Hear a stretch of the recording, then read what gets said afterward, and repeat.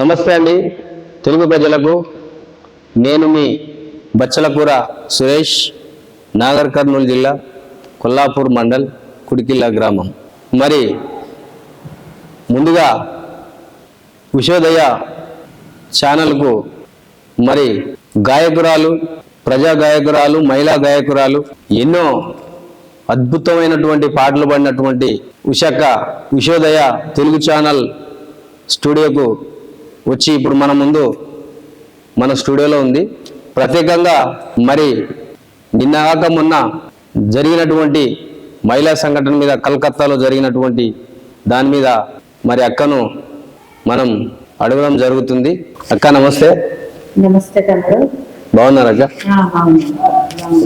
అక్క, నిన్నగాక మొన్న కలకత్తాలో జరిగినటువంటి మహిళా అత్యాచారం గురించి మరి యావత్ ప్రపంచం కూడా అటువైపే చూసి చర్చించుకుంటున్నారు, మాట్లాడుతున్నారు.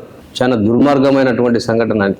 మరి మీరు ఆ సంఘటన మీద, ఆ జరిగినటువంటి ఆ సంఘటన మీరు ఎలా చూస్తారు? కలకత్తాలో జరిగిన సంఘటన కోసం, కలకత్తాలో జరిగిన సంఘటన ఒకటే కాదు, హైదరాబాద్లో కావచ్చు, తెలంగాణలో కావచ్చు, ఢిల్లీలో కావచ్చు, వరంగల్లో కావచ్చు, 4 ఏళ్ళ 3 ఏళ్ళ పాప నుండి మొదలు పెడితే పెద్దవాళ్ళ దాకా ఇట్లాంటివి జరుగుతూనే ఉంది. ఇది కొత్త ఏం కాదు. అయితే ఏంటంటే ఈ ప్రభుత్వాలు ఏమంటే జరిగినప్పుడల్లా ఒక కొత్త మాట మాట్లాడతారు. ఏం మాట్లాడతారంటే ఏమేమి చర్య తీసుకుంటాం, మేము పట్టుకుంటాం, మేము చేస్తామని మాట్లాడతారు. ఏవి మాట్లాడినా, ఏ చేసినా, ఏవి ముందుకు వచ్చేటివైతే ఏమి లేవు. ఈ చట్టాలు ఈ మహిళలకు సరిపోవు. ఎందుకు సరిపోవు అంటే ఏడా ఏమి న్యాయం కనబడతలేదు కాబట్టి సరిపోవు. వాళ్ళు అంటనే ఉంటారు, వీళ్ళు చేసుకుంటూ పోతూనే ఉంటారు. ఇక మమ్మల్ని ఏం చేస్తారన్న ఆలోచనతోని ఆడపిల్లలకు జరిగే అన్యాయాలు మామూలు అన్యాయాలు కావు. ఇవి ఈ చట్టాలు సరిపోవు. ఇంకా ఎక్కువ చర్య తీసుకొని గవర్నమెంట్ గట్టిగా నిలబడాలని నేను చెప్తున్నా. అంటే ఇప్పుడున్న చట్టాలు కాకుండా కొత్తగా మహిళల కోసం కొత్త చట్టం రావాలని ఏమన్నా మీరు కోరుకుంటున్నారా? కొత్త చట్టాలు తీసుకురావాలి. ఇంకోటి వాళ్ళు మాటలతో చెప్తారు కానీ చేతులతో మొదలు చేయట్లేదు. ఎందుకు చేయట్లేదు అంటే పెద్దవాళ్ళ నుండి మొదలు పెడితే చిన్నపిల్లల దాకా ఓటేసిన వరకే ప్రజలతోని, ఆడలతోనే, యువతోనైనా పండుగ ఓటేసిన తర్వాత, గెలిచిన తర్వాత వాళ్ళ మాట ఇమీడియట్లీ మారిపోతుంది. పట్టించిన వాడు ఎవడు లేడు కాబట్టి ఇవాళ ఇట్లాంటివి జరుగుతున్నాయి. చట్టాలు కరెక్ట్గా లేవు కాబట్టే జరుగుతున్నాయి. 3 ఏళ్ల కిందకి పిల్లగాడికి మొదలు పెడితే సంవత్సరం పిల్లలు కూడా వదిలిపెట్టని కామాలు ఉన్నారు ఈ దేశంలో. ఈ భారతదేశంలోనే ఉన్నారు, ఈ దేశంలోనే కాదు. ఇక దుబాయ్ లాంటిది ఉన్నది, అక్కడ ఒక చట్టాలు ఉన్నాయి. నేరం చేసిన వాడిని ఇమ్మీడియట్లీ యాక్షన్ తీసుకుంటారు. వాడిని గురి తీయాలంటే తీస్తారు, ఏ పాటకు ఆ పాట తీసేస్తారు. ఇక్కడ ఎందుకు జరుగుతలేవు? అట్లాంటిది జరిగేది ఉంటే ఇలా ఇట్లాంటి పనులు చేయరు. ఓహో వాళ్ళ దేశంలో ఎట్లా జరుగుతున్నాయి, ఇక్కడ చేస్తే ఇక్కడ కూడా ఇట్లా జరుగుతాయి కదా అని ఆలోచించిన వాళ్ళు, కామాలు చేసేవాళ్ళు. వాళ్ళకి ఆ భయాలు లేవు కాబట్టి ఇట్లాంటి పనులు చేస్తున్నారు. ఆడ చేసిన వాడు ఏం చేసిండు, ఇలా రేపు నేను ఇక్కడ చేస్తా, నన్ను ఏం చేశాడు నా కాడుకు వచ్చేసింది. ఇవాళ వాడు రోడ్డు కలకత్తాలో జరిగిన విషయము. ఒక లేడీ మమతా బెనర్జీ గారు ఎన్నోసార్లు ముఖ్యమంత్రి అయింది మేడం గారు. ఆమె ఒక ఆడామె, ఒక స్త్రీకి జరిగిన అన్యాయాల మీద చంపేసి 6-7 గంటల పాటు ఒక ఆఫీసులో వండుకున్నాడు, ప్రభుత్వ కార్యాలయంలో వండుకున్నాడు. అంటే వానికి ఎంత ధైర్యస్తుడు, వాని వెనుక ఎంత బ్యాక్గ్రౌండ్ ఉందనుకోవాలి, వాని వెనుక ఎంత సపోర్ట్ ఉందనుకోవాలి. ఆడు చంపేసి అమ్మాయి మీద అత్యాచారం చేసి, అమ్మాయి మీద ఒక నువ్వు బట్ట పోగు లేకుండా చేసి, నన్ను ఏం చేస్తారో చెయ్యని, నేను ఉరి తీస్తారా తీయండి అంటాడు. అంటే వాని ఆలోచన ఏంటంటే ఆయనకున్న ఎంత బ్యాక్గ్రౌండ్ సపోర్ట్ కాబట్టి నన్ను ఏమి చేయలేరు వీళ్ళు అని అనుకొని ఆడ ఆ మాట మాట్లాడతాడు. ఆమె ఒక స్త్రీ కదా, ఆమె స్త్రీల పట్ల ఆమెకు ఏమాత్రం గౌరవం ఉన్నా ఆమె ఏం చేయాలంటే మంచి మంచి ప్లాన్లు చేస్తుంది, మంచి మంచి పనులు చేస్తుంది మేడం గారు. ఇట్లా చేసిన వాళ్ళ మీద అసలు ఎందుకు యాక్షన్ తీసుకోలేకపోతుంది? నిజంగా ఆడపిల్లల మీద అసలు ఒక ఆలోచన ఉంటే, నిజంగా ఆలోచిస్తే అని ఇమ్మీడియట్లీ యాక్షన్ తీసుకొని నువ్వు సూట్ చేస్తావా, నువ్వు ఉరి తీస్తావా? 14-13 రోజులు అవుతుంది అది జరిగి. ఎందుకు నువ్వు బయటకు వచ్చి మాట్లాడలేకపోతున్నావు? ఏదో మాట్లాడుతున్నావు, మాట్లాడడం సమస్య కాదు, పనులు చేసే ఆచరణలే కనబడాలి. అది చాలా బాధాకరమైన విషయం. ఏ తల్లిదండ్రులైనా ఎంతో ఎంతో కష్టపడి ఉండి లేక నా పిల్ల ఈ లెవెల్ ఉండాలి, చదువుకోవాలి, ప్రజల కోసం పనిచేయాలి, మేము కూడా కొంచెం బతకాలి, మంచి ప్రయోజనాలు కావాలని అనుకుంటారు. కానీ వాళ్ళ తల్లిదండ్రుల కళ్ళ కన్నీళ్ళు తప్ప ఇంకా ఏం మిగలే. ప్రజలు మాత్రమే ఆందోళన చేస్తున్నారు. చిన్న చిన్న ఇప్పుడు డాక్టర్స్ వాళ్ళు మాత్రమే ఆందోళన చేస్తారు. కానీ ఏ చట్టాలు కూడా కరెక్ట్ గా నిలబడి అసలు ఏం చేయలేకపోతున్నాయి. వాడిని ఎమ్మటేసుకొని ఎందుకు ఎమ్మటి అరెస్ట్ చేసి లోపల పెట్టారు? ఆయన మీద ఎందుకు అసలు నిజమైన చర్య తీసుకోలేకపోయారు? ఆయనకి ఎంతగా సపోర్ట్ ఉంది కాబట్టి, నన్ను ఏం చేయలేదు కాబట్టి వాడు బహిరంగంగా చెప్పుడు నన్ను ఏమన్నా చేసుకోండి, ఉరి తీస్తారా తీయండి అంటుంది. వాడు తీయరు కాబట్టి ఆడ మాట మాట్లాడగలుగుతుంది. మీరు కరెక్ట్ గా ఉంటే వాడు ఎందుకు మాట్లాడతాడు అని నేనైతే అనుకుంటున్నా తమ్మి. అట్లా సరే, ఇప్పుడు మహిళలకు ఆత్మరక్షణ కోసం, మహిళా భద్రత కోసం సరైన చట్టాలు రావాలని మీరు అంటారు. సరైన చట్టాలు రావాలి. ఈ చట్టాలు సరిపోవని నేను చెప్తున్నా. ఈ చట్టాలు అసలు ఏ మాత్రమే సరిపోవని చెప్తున్నా. ఇప్పుడు అంత చదువుకున్నటువంటి ఒక డాక్టర్కే భద్రత లేనప్పుడు యావత్ ప్రపంచంలో ఈ ప్రజలు, పేద ప్రజలు కూడా ఎంతో మంది ఉంటారు, నిరుపేద ప్రజలు కూడా ఉంటారు, చిన్న చిన్న చదువుకున్న వాళ్ళు కూడా ఉంటారు. ఈ అంత చదువుకున్న వాళ్ళకు భద్రత లేనప్పుడు ఈ చిన్న వాళ్లకు భద్రత ఉండదని మీరు భావిస్తున్నారా? అవును. అయితే ఒకటి ఏంటంటే తమ్మి, ఒక డాక్టర్ చదవాలంటే ఎంతో కష్టపడాలి. డాక్టర్ చదవాలన్నా, ఒక ఐపీఎస్ చదవాలన్నా, ఏ చదవాలన్నా చాలా కష్టపడాలి. ఆ ఫ్యామిలీ ఎంత ఏ తరగతి కుటుంబంలో కూడా నాకైతే తెలియదు, ఎంతవరకు ఉందో కూడా మనకైతే తెలియదు. ఇంకా కూడా తల్లిదండ్రులు ముందుకు తీసుకొచ్చి మాట్లాడలేని పరిస్థితి ఉన్నది అక్కడ. తల్లిదండ్రులను నేను వారం రోజుల సందు వస్తున్న తల్లిదండ్రులు ఎప్పుడు మీడియా ముందుకు వచ్చేసి మాట్లాడలేదు. ఎందుకు వాళ్ళని తీసుకొచ్చి మాట్లాడలేకపోతున్నారు అంటే ఎంత నిర్లక్ష్యం ఉంది చూడు. ఆడపిల్లలంటే, ఆడపిల్లల జీవితాలంటే, వాళ్ళ పని విధానం అంటే, వాళ్ళ కష్టం అంటే ఎందుకంటే వీళ్ళు ఏమి చేయలేరు కాబట్టి ఇవి ఏదైనా చేయొచ్చు అనుకుంటున్నారు.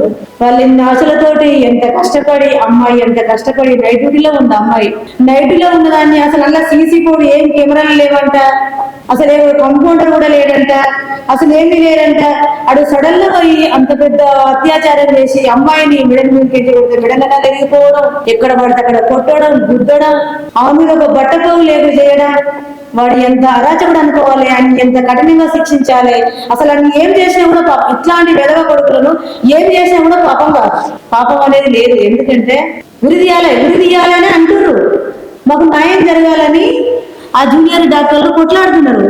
కానీ ఏడ న్యాయం జరుగుతుంది? ఆయన ఇమ్మీడియట్లీ అన్ని ఎందుకు యాక్షన్ తీసుకోలేకపోయారు? మేడం గారికి ఒకటే చెప్తున్నాను, మమతా బెనర్జీ గారికి, మేడం నువ్వు నిజంగా న్యాయం కోసం మాట్లాడాలనుకుంటే, నిజంగా పదవులకు వచ్చి ప్రజల కోసం చేయాలనుకుంటే, ఇట్లాంటి అన్యాయాలు జరుగుతుంటే నువ్వెందుకు కళ్ళు మూసుకోనుకుంటున్నావు? నీకు పాపం అనిపిస్తలేదా? వాళ్ళ తల్లిదండ్రులు నీకు ఓటేసి నిన్ను గెలిపియలేదా?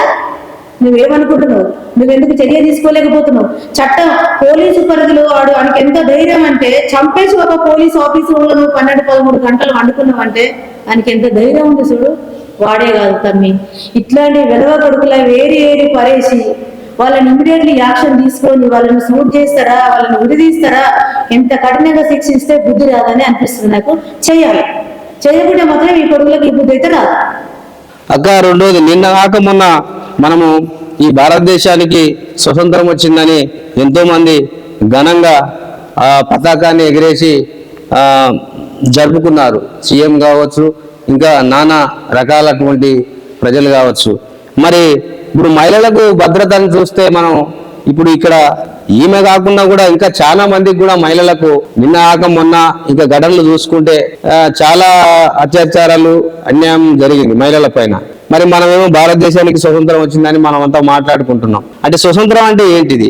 మహిళలకు భద్రత లేదు కదా. మరి దాని స్వతంత్రం అనేది ఏమి రాలేదు తమ్మి. ఈ రోజుల్లో తెలంగాణలే కావచ్చు, ఆంధ్రప్రదేశ్లే కావచ్చు, ఇప్పుడు కలకత్తాలే కావచ్చు, ఇక్కడ జరుగుతున్న దాని మీద మొత్తం మీద ఏడ స్వతంత్రం అనేది ఆడపిల్లలకు లేదు. నైట్ 8:30-9 అయితే బయటికి అడుగుపెట్టని పరిస్థితి ఉన్నది. స్వతంత్రం ఎవడొచ్చింది? ఒక పాట ఉంటది. ఏం పాట ఉంటదంటే ప్రజాస్వామ్యం మీద ఉంటది. పాడండి అక్క. ప్రజాస్వామ్య దేశమా, ప్రాణాలు తీసే రాజ్యమా, పేద ప్రజల నెత్తురు సరుకారుకు మా వేద్యమా, ఓట్లేసినందుకే పాపమా అని ఒక పాట ఉంటది. ఓటు వేసినప్పుడు మాత్రమే ప్రజలు గుర్తుకొస్తారు. ఎవరికైనా తెలంగాణలో కావచ్చు, ఆంధ్రలో కావచ్చు, కలకత్తాలో కావచ్చు, దుబాయ్లో కావచ్చు, అమెరికాలో కావచ్చు, ఎక్కడైనా ఓటు వేసినప్పుడు వాళ్ళ పదవి కోసం పాకులాడంత చెప్పి తర్వాత నువ్వోడు అంటారు. ఏ ఆడపిల్లలను పట్టించుకోరు, ఏ భద్రత ఉండదు, ఏమీ ఉండదు. అన్యాయాలు జరుగుతూనే ఉంటాయి, వాళ్ళు చూసుకుంటూ పోతూనే ఉంటారు. ఈ పనులు చేస్తూనే ఉంటారు తమ్మి. మాకైతే అట్లా అనిపిస్తుంది. వాని పేరు ఏం పేరు నాకైతే తెలియదు, కానీ ఆయన ఇమ్మీడియట్లీ ఉరి తీసి ప్రజల ముందే నిజంగానే ఉరి తీసి వదిలిపెడితే ఆ జూనియర్ డాక్టర్లో చేస్తారు ఆ పని. వాని ఎందుకు వదిలిపెడతలేరు? అక్క, గతంలో జరిగినటువంటి సంఘటన మీద మరి ప్రజా సంఘాలు తన మీద స్పందించి ఎందరో మేధావులు దాని పరిధిలోకి తీసుకొని మాట్లాడి ఇమీడియట్గా ఉరిశిక్షలు ఎన్కౌంటర్ జరిపినటువంటి సంఘటనలు కూడా ఉన్నాయి. మరి ఇప్పటికీ ఇన్ని రోజులు అవుతుంది కాబట్టి దాని మీద మరి ఆయన మీద ఎందుకని ఈ ప్రభుత్వాలు కావచ్చు, ఇంకా వివిధ విధానంలో ఉన్నటువంటి నాయకులు కావచ్చు, ఎందుకని ఇంకా దాన్ని స్పందించలేదు? లేట్ అయిపోతుంది. ప్రజా సంఘాలు ప్రజల కోసం పనిచేసిన వాళ్ళు మాట్లాడితే, వాళ్ళు న్యాయం కోసం మాట్లాడితే ఈ ప్రభుత్వాలకు దిర్మించుకునే పరిస్థితి ఉండదు. ఎందుకు ఉండదంటే వాళ్ళు న్యాయం కోసం ప్రజల కోసం ఆలోచించి పనిచేసిన వాళ్ళ మీద కేసులు పెట్టడమే కానీ లేదా కేసులు బుక్ చేయడమే కానీ లేకుంటే ఇంకా లేని తవ్వుతుంటారు. వాళ్ళు ప్రజల కోసం పనిచేసిన వాళ్ళ చట్టాలకు ఏం అవసరం వస్తుంది? ఈ ఓట్లేసుకున్న వాళ్ళ నాయకులకు ఏం అవసరం వస్తుంది? వాళ్ళు ప్రశ్నించే వాళ్ళకి కరెక్ట్ నిలబడితే ఇట్లాంటి అన్యాయాలు జరగవు. పలానా పలానా సంఘం వాళ్ళు ఇది మాట్లాడింది కదా, వాళ్ళ మీద కేసు పెట్టాలి, రేపు వాళ్ళని నిలిపియాలి, వాళ్ళతో ఇంత చర్య ప్రజల కోసం పనిచేసే వాళ్ళ మీద తీసుకున్న చర్య ఇట్లాంటి కామోదులు అనేది ఎందుకు తీసుకుంటలేదు ఈ గవర్నమెంట్? ఈ భారతదేశంలో మొత్తం కావచ్చు ఎందుకు తీసుకోలేకపోతుంది? ఎందుకంటే వాళ్ళకు లావాదేవీలు ఉంటాయి. వాళ్ళు ఏది చేసినా కూడా ఓటు వేసుకుంటూ చేసిన మేము పిల్లలం పెద్ద చేయాలో పైచేయాలి అనుకుని ఏది చేసినా తెలుస్తుంది కాబట్టి వాళ్ళు చేయలేరు. వాళ్ళతోటి కాదు, ఇట్లాంటివి జరుగుతూనే ఉంటాయి, ఇట్లాంటి అన్యాయాలు జరుగుతూనే ఉంటాయి, ఇట్లాంటి మోసాలు జరుగుతూనే ఉంటాయి. వాళ్ళు చేస్తూనే ఉంటారు, వీళ్ళు చూస్తూనే ఉంటారు. దింపే ఇంకా ప్రజల కోసం పనిచేసిన వాళ్ళు, న్యాయం కోసం పనిచేసిన వాళ్ళు ఈ దేశంలోనే కానీ తెలంగాణలో కానీ ఎక్కడ మాత్రం పనికిరారు. వాళ్ళని పనికిరాలాగానే చూస్తారు. ఈ రాజకీయ నాయకులు కావచ్చు, ఈ మంత్రులు ఎమ్మెల్యేలే కావచ్చు, ఎవరైనా కావచ్చు. అది తమ్మి. ఇప్పుడు మీరు అంటే ఇప్పుడు మహిళలకు జరుగుతున్నటువంటి సంఘటన మీద మహిళలు ఏ విధంగా ఉండాలి? ఇప్పుడు వాళ్ళకి రక్షణ లేదు కాబట్టి ఇలాంటి సంఘటనలు జరుగుతున్నాయి కాబట్టి మహిళలు మొత్తం యావత్ ప్రపంచం మహిళలు మీరు వాళ్లకు ఏ సూచన ఇస్తారు? అంటే ఈ జరుగుతున్నటువంటి సంఘటన మీద వాళ్ళు ఎలా పోరాటం చేయాలనుకుంటున్నారు, వాళ్ళు ఎలా ఉండాలనుకుంటున్నారు, వాళ్ళు ఏం కోరుకుంటారు, మహిళలు ఎట్లా ఉండాలనుకుంటున్నారు అనేది మీరు. నేనైతే మహిళ అక్క చెల్లెళ్ళకి చెప్తున్నా, ఏం చెప్తున్నా అంటే అసలు ఫస్ట్ మళ్ళీ ఎవరెవరన్నా చీకట్లో పోయినా, పొద్దుగాల్లో పోయినా, ఒంటరిగా పోయినా, ఎట్లా పోయినా కానీ ఎవరు ఏమన్నా ఇట్లా చిడాల్సినట్టు తెలిస్తే వాడిని ఫస్ట్ పోలీసులకు ఇన్ఫర్మేషన్ ఇవ్వకుండా మనమే వాడిని సంగతి చూసుకుంటా చూసి వాడిని ఏడికాడికి తొక్కి చంపి ముక్కలు చేయాలన్నంత బాధ ఉంది.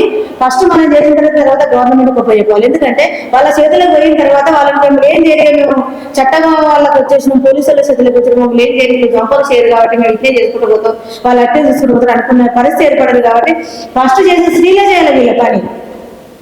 మనమే కలగలుకొని చేసి వాడిని అన్ని కొడతామా, వాడిని చేస్తామా, అని పెళ్లి చేసిన తర్వాతనే చట్టానికి ఉపయోగించాలి. అంత పద్ధతి మాత్రం ఈ కొడుకులకు బుద్ధి రాదని మాత్రం అనుకుంటున్నా. ఆ పేర్లు చెప్పింది కూడా అదే అనుకుంటున్నా. మనమే నలుగురు ఆడలు ఒకటి అనగలం, అది పెద్ద సమస్య కాదు. ఎందుకంటే చట్టాన్ని గౌరవించి చట్టానికి ఉపయోగించాలి కాబట్టి మనకంటూ ఒక పోలీసు వాళ్ళు ఉన్నారు, వాళ్ళ నడవడికలు నడవాలన్న ఆలోచన చెప్పడం వల్లనే ఈ సమస్యలు ఈ దాకా దారితీసినాయి. ప్రత్యేక చట్టాలు కల్పియాలి, భద్రత కల్పియాలి. తెలంగాణలో కూడా, హైదరాబాద్ కూడా ముఖ్యమంత్రి సార్ కోరేది కూడా నేను ఏంటంటే ఒకటే అంటున్నా సార్, మీరు ఏమన్నా అనుకోండి, ఒకటి ఆడపిల్లలకి ఎప్పుడు జరిగినా, ఎందుకంటే మీరు ప్రజల కోసం బాగా మాట్లాడతారు కాబట్టి నేను చెప్తున్నా, ఆడపిల్లలకు అన్యాయం జరగకుండా ముఖ్యమంత్రి సార్ గారు మీరు మాత్రం చూడాలి. ఏ చీకట్లో పోయినా, ఏ రాత్రి పోయినా, ఏడికి పోయినా మీరు రక్షణ అనేది భద్రత చాలా పకడ్బందీగా కల్పియాలని ముఖ్యమంత్రి రేవంత్ రెడ్డి సార్ మాత్రం నేనైతే కోరుకుంటున్నా. చివరి మాట ఇదే, లాస్ట్ మాట కూడా ఇదే తమ్మి. అక్క ఇంకొకటి, ఆయన అంత అంటే ఆ అమ్మాయిని అలా చేసి కూడా ఆయన నన్ను ఏమన్నా చేసుకోండి, ఉరి తీసుకోండి, ఏం చేస్తారో చేసుకోండి అంటున్నాడు కదా.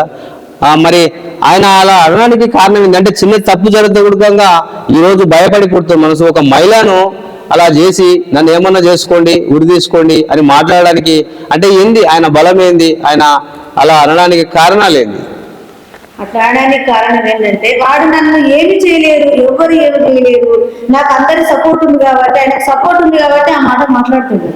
నిజంగా భయస్తుడైతే, నిజంగా వానికి ఏ భయం లేకుంటే, ఎవరు సపోర్ట్ లేకుంటే వాడు ఏమనేవాడంటే అయ్యో నాకు పొరపాటు జరిగింది ఎప్పుడో చేసిన అని మాట్లాడేవాడు. ఆయనకు ఆ భయం లేదు, ఎందుకంటే ఆయనకి అన్ని విధాల సపోర్ట్ ఉంది.